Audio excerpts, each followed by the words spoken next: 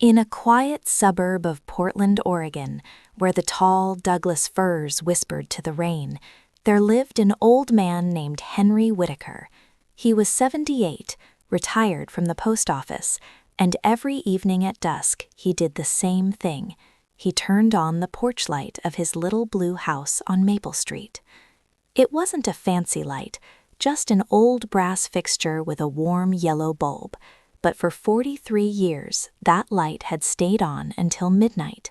His wife, Eleanor, used to say it was so their daughter could always find her way home, even when she was grown and lived 3 states away. After Eleanor passed 5 years ago, Henry kept the tradition alive.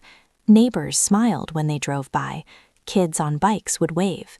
Sometimes strangers walking their dogs would slow down, feeling strangely safe under that soft glow. One chilly October evening, Henry wasn't feeling well. His old bones ached more than usual, and his breath came short. He sat in his favorite armchair by the window, watching the leaves dance in the wind, and for the first time in decades, he forgot to turn on the porch light. Across the street, young Sarah Mitchell noticed it immediately. She was a single mom working 2 jobs, raising her 6-year-old son, Lucas. Every night after putting Lucas to bed, she'd stand at her kitchen window with a cup of tea, looking at Henry's warm light. It made her feel less alone in the world. That night, the darkness on Henry's porch felt wrong. "Mommy, why is Mr. Henry's light off?" Lucas asked, rubbing his sleepy eyes. "I don't know, baby," Sarah whispered. She put on her coat, crossed the quiet street, and gently knocked on Henry's door. When he opened it, he looked tired but smiled softly at the sight of her. "Everything okay, Mr. Whitaker?" she asked. Henry chuckled weakly. "Just an old man being forgetful, I suppose." Sarah helped him to his chair and brought him a glass of water. Then, without saying much, she walked outside and turned on the porch light herself. The warm yellow glow spread across the wet sidewalk like a gentle hug. From that night on, Sarah made it her quiet job. Every evening at dusk, she would check. If Henry's light wasn't on, she'd turn it on. Sometimes she'd bring him fresh coffee or a slice of the banana bread she baked with Lucas. Henry started leaving his front door unlocked for her. Winter came, and with it, colder nights. Henry grew weaker.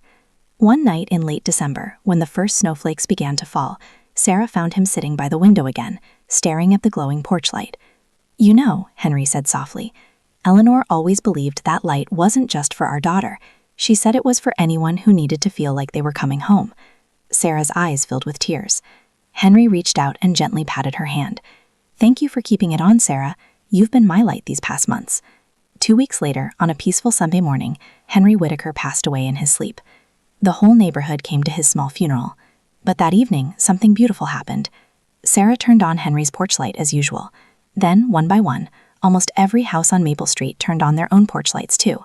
The entire street glowed with soft golden warmth against the winter darkness.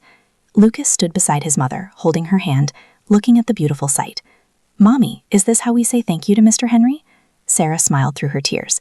"Yes, baby, this is how we say we'll keep the light on for each other now." And from that night forward, the people of Maple Street never let the darkness win. Every porch light reminded them that someone, somewhere, was always watching out for them, just like Henry and his Eleanor had done for decades. Even today, if you drive down Maple Street in Portland after sunset, you'll still see those warm lights shining.